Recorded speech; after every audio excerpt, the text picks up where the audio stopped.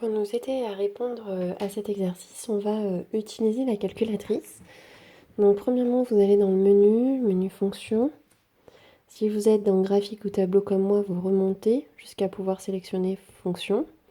Là, vous allez écrire l'expression de la fonction qui est ici, si j'exprime en fonction de x, 25x moins 5x au carré. Donc 25x moins 5x au carré. Ensuite, dans le graphique, je vais regarder la courbe pour avoir une idée. Alors, si vous n'en voyez pas assez, dans le zoom, donc en remontant ici, vous allez pouvoir soit zoomer, soit en appuyant sur le moins, dézoomer. Donc là, on peut se rendre compte que la fonction, hop, je vais peut-être rester comme ça, est une parabole qui a les branches vers le bas. Voilà, qui ressemble à peu près à ça. Sur la première question, on vous demande quelle est l'attitude au bout de 3 secondes. Donc vous devez, alors si je regarde le graphique, 4 est à peu près là. Donc l'idée c'est de savoir combien j'ai ici, quelle est l'image de 3. Et le nombre qui est là, ce sera la solution de la question. Donc soit avec des calculs, je calcule l'image de 3 en remplaçant tous les t par 3. Donc je fais 25 fois 3, moins 5 fois 3 au carré. Sinon avec ma calculatrice, je vais cliquer sur chacune des touches qui sont là. Donc là, j'ai besoin de sortir pour que OK s'affiche. Aléa, x égale 3, je valide. Et il m'indique que quand x vaut 3, la fonction vaut 30. Donc quand x vaut 3, ici on a 30. Ce qui veut dire qu'avec les calculs, on aurait aussi trouvé 30. Et du coup, au bout de 3 secondes, le projectile est à une hauteur de 30 mètres. Ça, c'est écrit dans l'énoncé, on vous dit que les unités sont des mètres. Question 2, quand est-ce que la fusée retombe au sol? Donc là, ce qu'on veut, c'est ce qui est ici. Ce qu'on ne voit pas très bien là avec la calculatrice, on sait juste qu'on est entre 4 et 8. Donc pour le trouver, toujours sur OK. Ensuite, vous allez appuyer sur Calculer.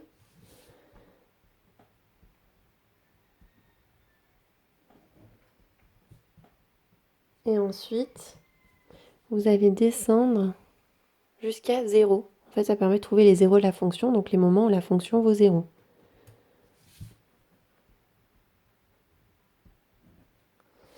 Quand vous faites ça, vous voyez qu'elle vaut 0 ici, donc à l'instant t égale 0, et qu'elle vaut aussi 0 quand x vaut 5. Donc c'est vrai, au bout de... Donc ici, on a dit que les unités, c'était des mètres. Sur l'axe des abscisses, les unités, ce sont des secondes. Donc c'est vrai au bout de 5 secondes. On aurait pu aussi le faire avec un calcul. Donc ça revient à résoudre h de t égale 0. Donc ça revient à dire que 25t moins t carré doit être égal à 0. Ce que je pourrais factoriser. Il y a du 5 de chaque côté, du t aussi. Donc 5t, pour arriver à 25, il faut que je multiplie par 5, parce que 5 fois 5t, ça va faire 25t. Et pour obtenir le 5t carré, je peux faire moins t, parce que 5t fois moins t, ça va bien faire 5t carré. Et du coup, là, ça signifie que 5t vaut 0, ou que 5 moins t vaut 0. Et je retrouve bien, c'est vrai qu'ici c'est des t, peut-être mieux je mets des t. Donc je retrouve bien soit t qui vaut 5, soit t qui vaut 0, la première valeur qu'on a trouvée avec la calculatrice, qui est d'ailleurs celui-ci. Ensuite, on vous demande de compléter le tableau de valeurs. Donc toujours avec sa calculatrice, on remonte, donc on sort, on remonte jusque dans le tableau. Et là, on va lui régler l'intervalle. On va dire qu'on va aller de 0, donc le maximum c'est jusqu'à 5, avec un pas de 0,5. Et je vais recopier toutes ces valeurs-là dans la deuxième ligne de mon tableau. Donc j'ai 0, 11, 25, 20, 26, 25, 30, 31, 25, 30, 26, 25, 20, 11,25 et 0. Donc on voit bien qu'il y a une symétrie pour cette fonction, parce que les valeurs qui sont là sont exactement les mêmes que celles-ci.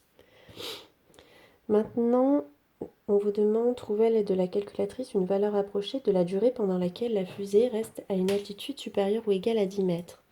Donc là, ça veut dire que là, il y a 10 quelque part.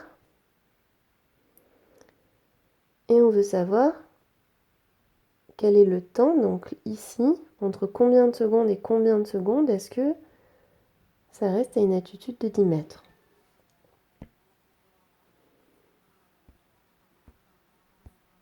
À moi?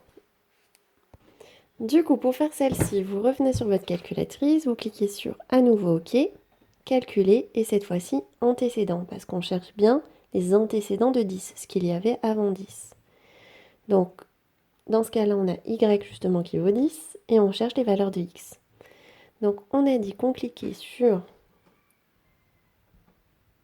Donc, celle-ci, elle ne peut pas se faire avec des calculs en secondes. Vous verrez que par contre, l'an prochain, vous saurez le faire. Donc, avec sa calculatrice, on a dit OK, plus calculer, plus antécédent, parce qu'on cherche un antécédent, plus, après on a tapé pardon, y égale 10, et on va essayer de chercher maintenant, donc en appuyant sur valider, quelles sont les valeurs pour lesquelles la fonction vaut 10. Donc on a à peu près 0,44 et à peu près 4,56. Alors j'ai arrondi à deux chiffres tout à l'heure, donc là aussi, donc 4,56. Donc implique x qui vaut à peu près 0,44 et x qui vaut à peu près 4,56. Donc pour savoir le temps, il va falloir qu'on regarde combien il y a de secondes entre 0,44 et 4,56. Donc on va faire 4,56 auquel on enlève 0,44. Donc dans sa calculatrice, on revient sur calcul, 4,56 moins 0,44, ce qui fait 4,12. Donc c'est le cas durant 4,12 secondes.